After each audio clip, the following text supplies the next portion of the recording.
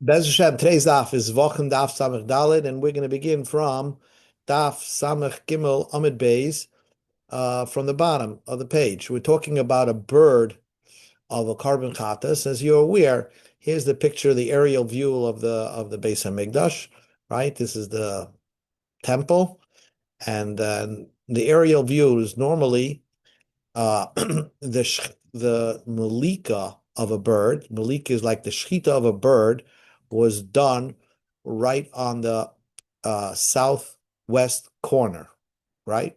The southwest, the sprinkling of the blood was done in the southwest corner, but the malika of the bird could be done anywhere in the Beis Hamikdash. Unlike, an animal carbon was done on the north of the Mizbeach. We see these rings over here. The malika of a bird can be done anywhere. And that's what we're discussing over here. So the Gemara says like this, B'chol makom hoise kashera. The Mishnah says that anywhere it's kosher. What does it mean? My comment, what is the Mishnah saying? Amar Ravashi says, Hachi Kamer. This is what the Mishnah is saying. B'chol makom hoise kashera limli kasa. In the entire Beis Hamikdash, it was kosher to do the malika. And malika is we'll see a picture of it, how an unusual way to kill a bird in the Beis Hamikdash. It's called malik. Ella says the Brisa, Zeh hoya mekoyma lahaza osa. For the sprinkling of the blood, it had to be done on the southwest corner of the Beis Hamikdash, of the Mizbeach, southwest corner of the Mizbeach. That is the din by a carbon chatas. Carbon chatas done on the sprinkling on the bottom of the mizbeach. Tanina lahadu tanarabanan. Our Mishnah aligns itself with the following brisa: Malaka b'chol makom b'mizbeach kshera. If you did the malika anywhere next to the mizbeach, it's kosher. He's a dama b'chol makom kshera. If you sprinkle the blood anywhere, it's kosher. So that's a little difficult. He's a the laimitza kasher, if you do sprinkling and you don't squeeze the blood on the wall. So you've seen this picture before, but you see what this guy, the kohen, is doing? He's like pushing the bird up against the wall of the mizbeach. That's called mitza. That after you sprinkle, sprinkling of the blood means you just splash the blood on the wall, but then you got to squash the bird so that the blood falls directly on the yesod. So that's what that's all about. So the Mishnah says, the Brisa continues, he's a v'lay mitzvah, if you did just sprinkling and you didn't do the squeezing, keshera. Uvilvad sheyitin mechut hasikr lamata b'dam nefesh. But make sure the sprinkling, it should be done, make sure that it's all done from the red line and towards the bottom, from the bottom of the red line. You see, he does it beneath the red line. And it has to be from the soul blood, initial blood.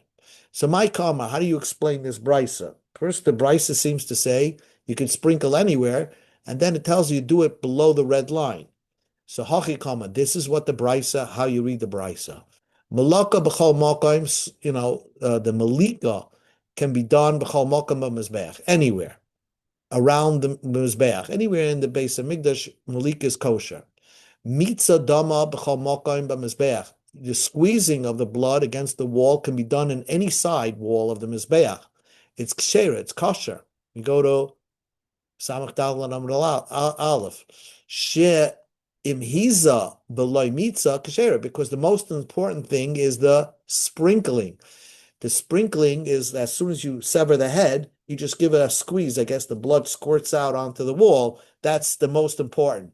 And then, squeezing the bird against the wall is, if you didn't do that, it's still a kosher carbon. Ulvad, just make sure the sprinkling should be done mitzit hasukra lamata, from that red line on the bottom, midama nefesh, from the initial blood after you do the malika. So we said that the Mishnah said there are three things done on that corner. It's called the southwest corner of the Mizbeach. Let's just see an aerial view. If this is north, right? If that is north, well, north, and then this would be south. So then this would be west, of course. West would be towards here. So this would be southwest corner in the bottom there. So now there were three things performed services. One, the chatas oif, sprinkling of the blood of the chatas bird, plus the mincha, which we saw yesterday. You see this kohen, he goes to the southwest corner and brings the mincha touches it against the southwest corner. And then there was a place over there in the southwest corner where actually they poured the blood, the leftover blood, down two drains that were located by the southwest corner. So that was what we learned. So the Gemara says, how do you know these three services are performed on the bottom of the Mizbeach? Chatas oif hada amram, we discussed it yesterday. We brought a source that the chatas oif is like a mincha. And the mincha, hagashis, where do you know that the mincha has to be done at the southwest corner? Tiksiv, because the pasuk says, Vegisha el hamizbeach, it's a pasuk. We combined a few drushes, and we discovered that the Torah wants you to bring the mincha towards the mizbeach. So therefore, that's where you bring the mincha. Then the third thing is shiyarei hadam, the remainder blood. And let's say you have, after you did sprinkling, you still have blood in the cup and of achatas. Let's say you sprinkled the four corners of the mizbeach. Then you came down the ramp and you went to the southwest corner by the floor there. There was like two drains. And you poured the blood over there, the extra blood. The ksiv, the pasuk says, was kol hadam par yishpoich el yisoid hamizbeach. And through a combination of drushes, we know that you pour the leftover blood in the drain that was in the southwest corner of the mizbeach. Milmala, what was on the top southwest corner? So in the picture, let's say in the southwest corner, I have it over here. Let's see. Okay. In the southwest corner, hey, here's the southwest corner, but on the top, you see on the southwest corner over here in the picture, they poured the pouring of the wine. And on Sukkot, they actually poured water. There was two basins there, and I guess there was a drain that led to the bottom of the Mizbeah. And plus, there's another thing that they did on the southwest corner, because normally the Mishnah says that on a korban oila sa'if, you do it in the southeast corner. But when there was too many people bringing the oila sa'if, actually the kohen went to the southwest corner. That's what that's what he did. So says the Gemara, my tama. What is the reason? My tama. Why did they do this? Now, the question the Gemara is asking, why is an oilus oif done on the southeast corner? As you see this kohen over here is in the southeast corner. You know why? Because he has to throw part of the bird right by the base hadeshet. He had to throw part of the bird in what's called over here, as you can see in the picture, to what's called a base hadeshen, a place where you throw it onto the floor. And God doesn't want the insides of the bird to be brought on the mizbeach, so he would take apart the bird, the insides, the intestines, and the crop, and throw it on the floor. So you want to be near that part of the mizbeach. That's what the Gemara says. Amar Rabbi Yochanan. Rabbi Yochanan said. Now Rabbi Yochanan is going on that picture that if sometimes the kohen had to go to the other side, to the southwest corner, to do the oilus ha'oif. So imagine a kohen has to throw the inside of a bird, which is very, very light material, and he had to throw it, from that corner, he has to throw it all the way to here. And the Gemara is going to say that place from here to there is about 30 amas, and he had to throw like a feather light material, object that kind of distance. So he must have had some kind of extraordinarily strength. If you had to throw a feather, it's very hard to throw it. So that's what the Kohen had to do. Amar Rabbi Yochanan. Rabbi Yochanan said, Boyerei, come and see, Kama Godol Kochen Shel Kahanim, how strong the Kahanim were. She'ein lecha kal ba'oifis, there's nothing more lighter on a bird, Yosim and Mura v'noitzin, not the feathers and the inside crop of the insides of the bird. And pomim, and sometimes Shahakoyin Zerkin Yosim Shloishim Amma. The Kohen had to throw that in a distance of 30 amas, 60 feet, because the Gemara is learning now that from you see over here in this picture, you can actually see, let to bring it up. If the Kohen is on the southwest corner doing the Oilus Oif during busy time, he had to throw it from there to the base of Deshin, which is over here. And that's a distance, according to the calculation, of more than 31 amas. That's what the Gemara says. So therefore, how do you do that? So the Tanan, we learned in the Mishnah, how do you know that's where the base of Deshin was? Because the Mishnah refers to the Truma Sadeshin, where they would take ashes from coals from on top of the Mizbeach. So that was like a garbage dump right on the side of the Mizbeach, where they put their ashes of the Mizbeach every day, which was called Truma Sadeshin, and plus the ashes of the Ketores, and plus the insides of the birds, which were not brought onto the Mizbeach, they threw it into that pile there. Somehow, it with Bederach Neis, it disappeared into the floor. But anyway, the Tnan, we learned in the Mishnah, Notal Machta Shel Kesef, the one that won the privilege of doing Truma Sadeshin, he would take a shovel full of silver, made of silver, and he went to the top of the Mizbeach, where there was like a big pyre there, and he moved aside some of the coals. So he took the innermost ashes that burned carbonos. So he had ashes of carbonos, the yored, then he would go down the ramp. He went to the floor of the Mizbeach.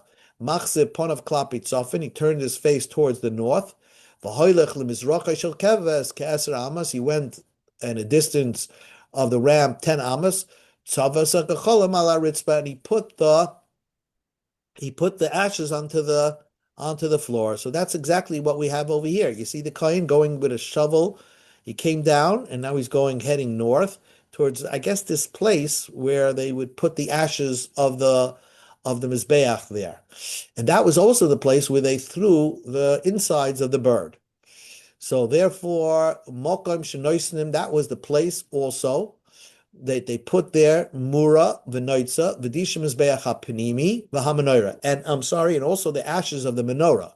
So that was like a special ash tray, so to speak, ash place right next to the Mizbeach, right? That would be like 3 tfachim away from Mizbeach, but 10 amas from the beginning of the ramp. 10 amas till you get here, and then 3 tfachim off the wall of the eastern part of the ramp. So says the Gemara, if the Gemara makes a cheshbon, that you telling me that the throw was 30 amas, hani tvei mitlosim echad hamen, there was 31 amma throw.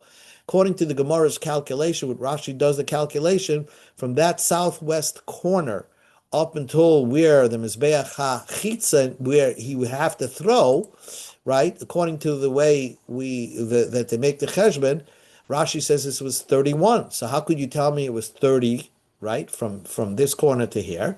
Answers the Gemara, no, Mokam Gavra Lechoshev, it doesn't count the human himself, is counted where he's taking up an amma of space. It's from beyond him, so you deduct 1 amma, he had to throw a 30 amas. Then we learned in the Mishnah, Kol ha'olam lamizbeach. The Mishnah said an interesting thing. When you go up to Mizbeach, normally, take a look over here, if you had to do something, even if it's on this side or this side, you had to go all the way around. You make a right turn and go all the way around, and that's how you came off the Mizbeach. Except when you're doing the three things that are done on the southwest corner on top, which was the Nisach HaMayim, the Nisach HaYayin, and sometimes the Oilas HaOif, there, instead of going all the way around, you actually went up the Mizbeach, straight there, and then you came back down. So you went up straight there, and then you came straight back down. The question is why? My Tama, what's the reason?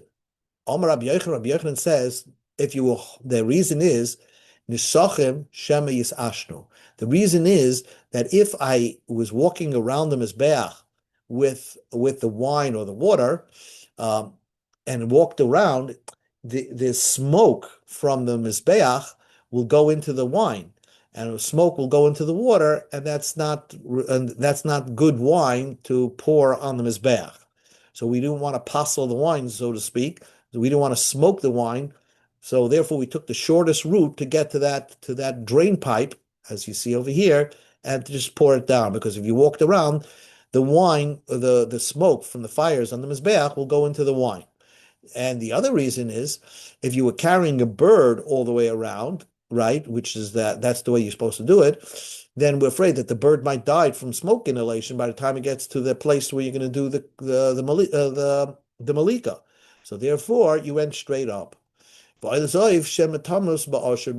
that maybe he will die because of the smoke inhalation. Says the Gemara Minhu, I'll ask you a contradiction. When the Kohen would if he wanted to do, let's say, Nisach HaYayin, he would actually go around. He would take the long cut. He would start B'kerem Droimus Mizrachas Tzafainis Maravas Deroimim, and V'noisen Lo Yayin L'Nasech. A Kohen Gadol had a right to do any service, and the Mishnah says that he takes the long cart all the way around. Why is that? Aren't you, when you're doing Yayin Nesach, aren't you supposed to take the shortcut? Rabbi Yochanan said, we go to Amid Beis, Hakafa Beregel. The Kohen actually didn't carry the wine. He just walked around, and then they handed him the wine. So he didn't walk around with the wine. Actually, another Kohen handed him the wine. A regular Kohen who got to do the Nesachim, so that was his only job. So he would just go straight up and then come back down.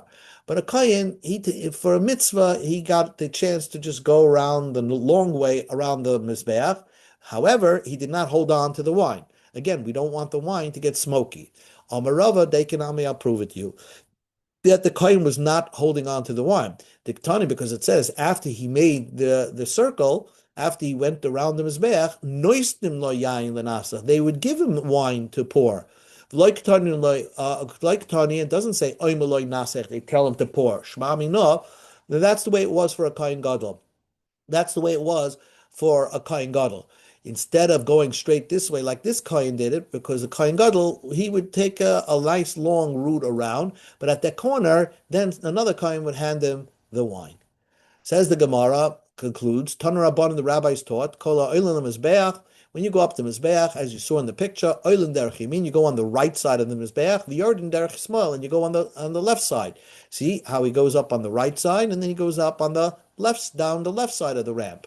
Says the Gemara, says the Brisa, Oilim derech Mizrach, Yarden derech Marav. You go on the east side, and then you go down the west side, which is the right, when you're south, facing north, to your right is east, and to your left is west. Chutz min ha'olah shlosh devarim, when you go up for the three things, halalu she'olim derech marav v'yarden derech marav. Then you go up the west and you go down the west.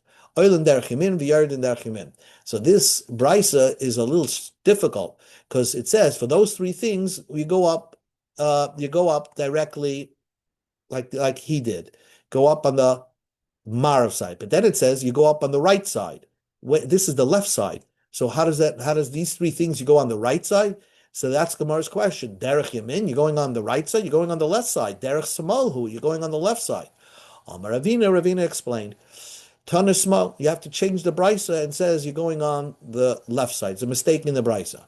Rava says, Ma Yamin the Mizbeach.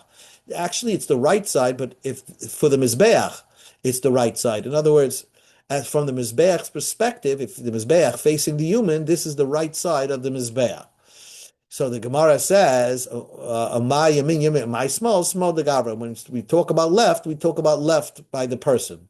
In the beginning of the brisa, we say left, we're talking about to the left of the person. In the end of the brisa, we're referring to the mizbeach's perspectives. So the Gemara says that's still not a good way to answer a brisa because it's not aligned. Or it's when it's giving you coordinates, it should give you coordinates via the mizbeach, or idid gavra, or you're giving coordinates relevant regarding the perspective of the person, but not one time the person and the end of the brisa you're giving the perspective via the mizbeach. Kasha. So that's not a good way to answer the brisa. You have to change the brisa. But anyway, you get the point that he went up on these three things. He went up directly here and then came down directly there. Says the Mishnah, Chatas oif, the bird chatas, ketzet hoisen nasas. How was this done? Ama hoya moilik. I want to bring up a picture of Malika, which is over here.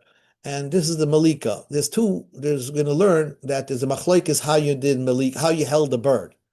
One brisa, the brisa I think says you hold the bird on the back of your hand, as you can see in this picture, right? He's holding the bird on the back of his hand through his fingers.